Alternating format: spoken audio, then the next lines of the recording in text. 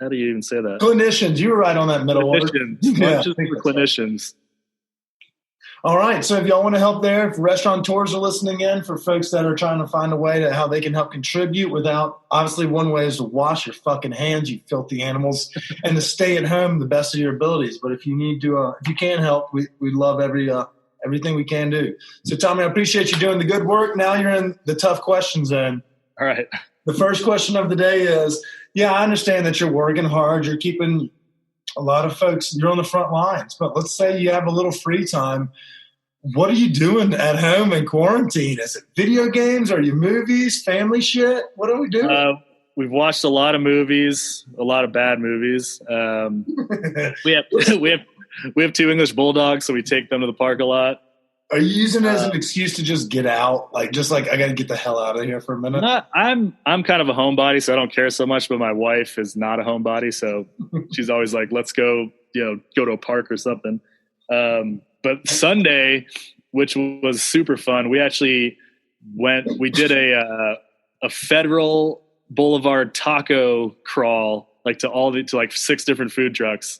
I saw some of those pictures with the $1.50 Yacos. Where were you getting those? Where were you getting that? I mean, food trucks are operating as normal business for the most part. So we just decided to do that for dinner. We must have eaten 30 tacos between the two of us.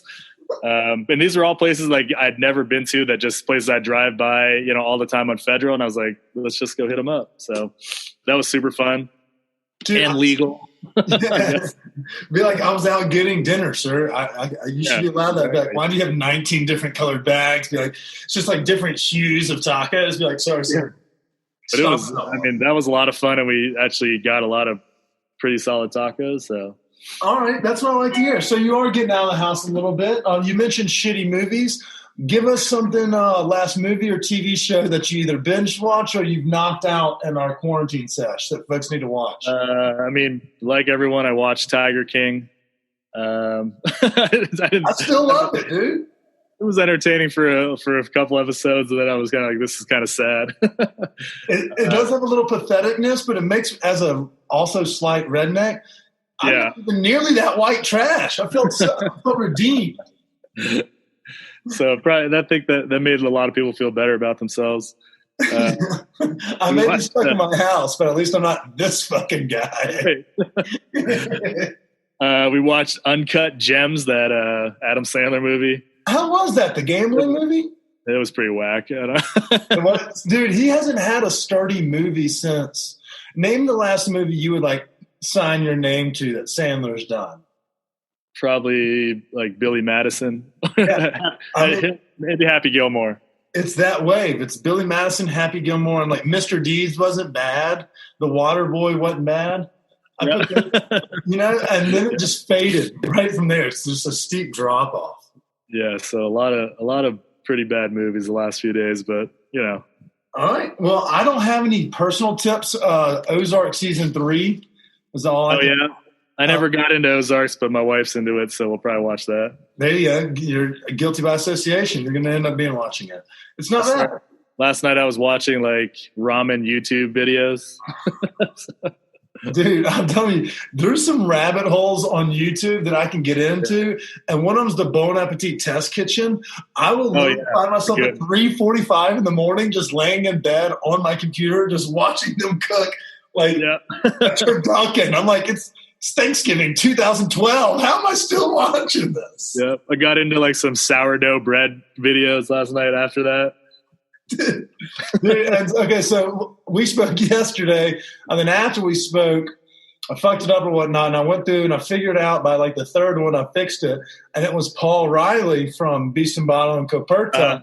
Yep. And so he was like, I was like, what are you doing? He's like, well, I'm trying to keep myself busy. I'm cooking with the kids. He goes, oh, hold up. And he runs away from the camera and he comes back with this loaf of fucking sourdough. He's like, just make this sourdough. And I was like, where the fuck did this come from? It was great. So at least, I guess there are clever hobbies. My hobbies are bothering you guys. So you're doing a great job. Yeah. Okay. So you're not out of the woods yet. Before we go, I want to ask you a couple quick more questions. The next one is, Yeah, if you aren't at the restaurant, if you're not, maybe you watch the sausage get made, you don't want to eat your own food over and over again.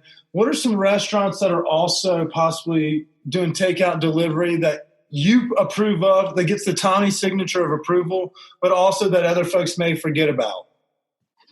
I obviously love, all the great places in town, like Annette or, Beast and Bottle, like all those places. But we've been trying to support, our friends, but also, the smaller guys that we go to. Like, Star Kitchen is one of my favorites and my family favorites.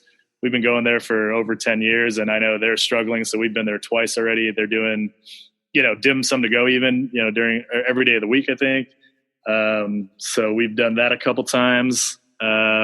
Well, while I got you on Star Kitchen, we'll break this down place by place and do a small sell on them. You are right. Dim sum is very much a visual menu sign. Like when you see something go by on the cart, you're like, "Ooh, that Right. looks delicious," and the smells and everything else. What are some things that you hit on every time that also maybe they do well, like taking home? Like I know a pork shumai and a chassis bun. What else? It's funny because we don't. Their dim sum is good, but it's not my favorite thing there. Whoa! There's certain things we get on the dim sum menu, but we don't go crazy. But then we order off the menu for the rest of the meal. I'm writing these down. All right. What do you fire off on? Like the salt and pepper pork chop is like one of the best things in Denver. They have a pan fried chicken noodle that's awesome. It's like super traditional Cantonese. It's like really crispy pan fried noodles, and then you get like stir fried chicken and bean sprouts and a sauce, and you pour it on top, so it has this like great textural thing. I don't think they have any fresh lobsters or crab anymore since this happened, but their lobster deal is like the best deal in Denver. It's like 2 1.25 pound lobsters for like $40. Holy shit! Really? Yeah, and they'll cook them like 4 or 5 different ways, however you want it. We usually get the house special lobster. It's kind of like a, black pepper, spicy, sweet, sour sauce. That thing's super delicious. We always they have a Szechuan dish called mouth-watering chicken. It's like half of a poached chicken that's chopped up and then has this, great, like garlicky, like Szechuan, tingly, spicy soy dressing poured over it with like cilantro. It's so good. Dude, I didn't even know this because I'm, obviously Americanized as shit, but I was taught by a friend who grew up in the Northeast, and she was like, give, the most intelligent person the outside seat so that they can grab, make, be in charge of the card. Yep. You're sitting here spitting this whole other fucking like knowledge bomb. I'm like typing over here. Thankfully, these notes are forever because I'll send you my list. Yeah. Their dim sum is good it's good, but we just love all the other stuff that we're used to. Okay. All right. I like it. Okay. So what are some other small spots that, again, this is Chef Tommy. He has some of the best restaurants in Denver. So when he's saying try these other places, try these sleeper dishes off these menus, if y'all aren't doing it, then just fucking stay at home and eat your tacos that are already pre-made. What's your next favorite restaurant that maybe not everybody knows which should be hitting right now?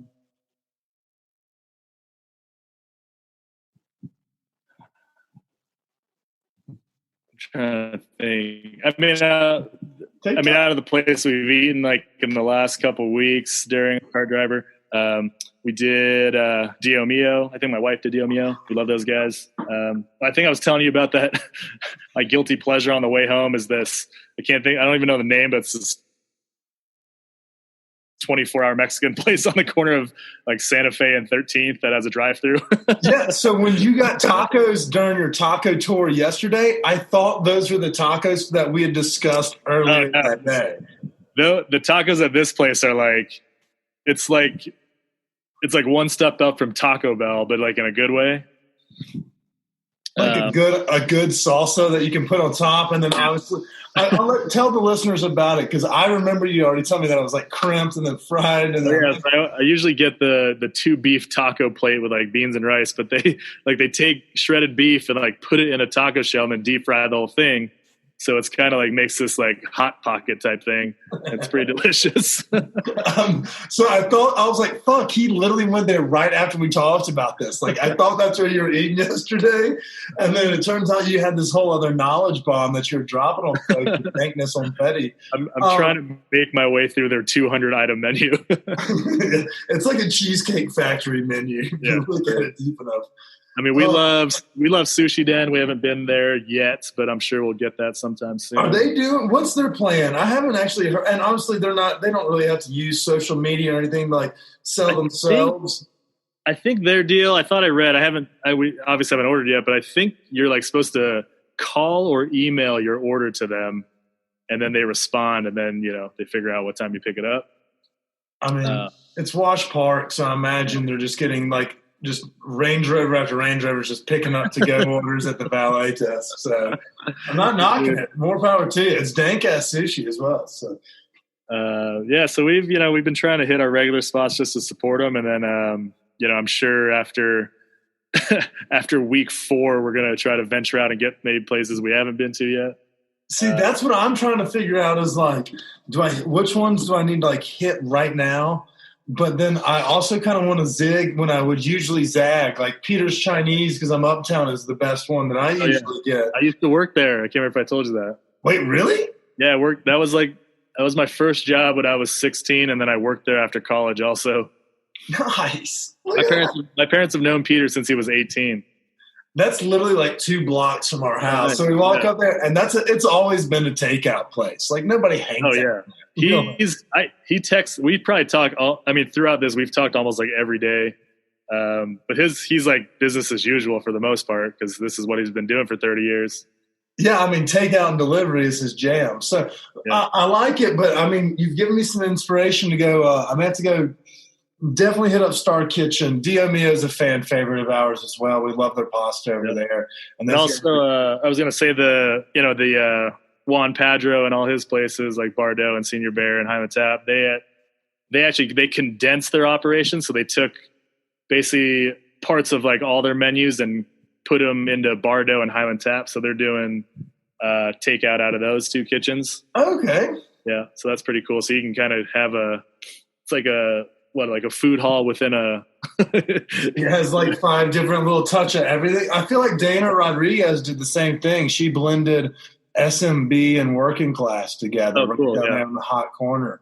And, sometimes you need to find a way to do it, but at the same time, there's a lot of juggling parts ahead. Yeah. So, I mean, I think as much as this really, really sucks, I think it's forced people to be like creative and fun and, kind of do things out of their box, which, our biggest thing is, hopefully we come out of this alive, but, we're trying to collect as much data and like learn as much about other parts of our business that we really haven't been able to learn about in the past, 4, 5, 6 years. So, dude, your email list from takeouts and deliveries is going to be fucking phenomenal. Right? You're going to have like 10,000. You're going to have everybody in Denver's email list and be like selling that shit to advertisers. So if shit comes to shit, just sell your email chain. So, in a way, it's been kind of a little, I don't know if you can call it fun, but it's, it's a new challenge that is, everyone's kind of put their best foot forward of like, how can we really push this thing and, make people happy and be safe and try to keep our employees, making some money. Man, I mean, you're doing everything you can in your power, and we're going to try to do everything we can to help. Before we leave, I would love it. I mentioned earlier that I saw the picture of the Dank Friday night dinner special, but can we do a quick recap before we roll out how folks can find your menu, the best ways? Should we call you directly? I know you mentioned you had that partnership, but should I call you directly for food? Tell us how to find you on social media, et cetera, et cetera. Yep. The main complaint of all these third-party delivery services, they take a percentage of the sale. And customers are also not allowed to tip the staff, which, right now is really hurtful for, anybody that's been working in a restaurant. So number one is best to, call us on the phone, or we also have online ordering for all 3 restaurants. Hop Alley is hopalleydenver.com, and you can order online for pickup or order online for delivery. If you're slightly outside of our zone, give us a call, and we will, if we're not super busy, we'll probably deliver it to you. Uncle is uncleramen.com. There's a link to both restaurants